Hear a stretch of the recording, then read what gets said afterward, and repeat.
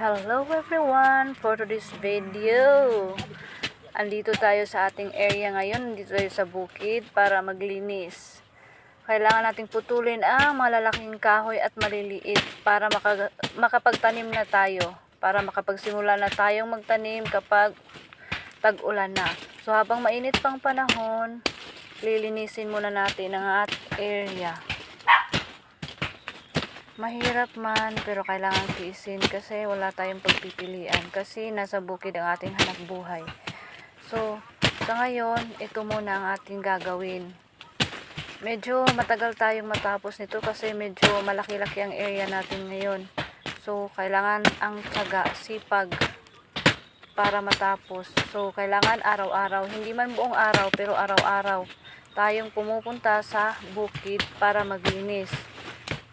Pagpasensyahan nyo na po ang aking pagbo-voice over kasi kakasimula pa lang, nagpa-practice pa lang po ako. Sana po i-like nyo naman ang aking video at i-share.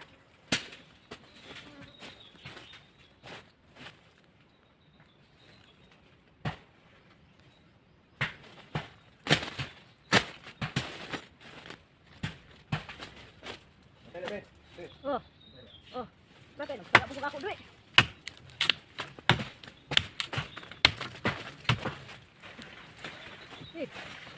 Pangit pa na.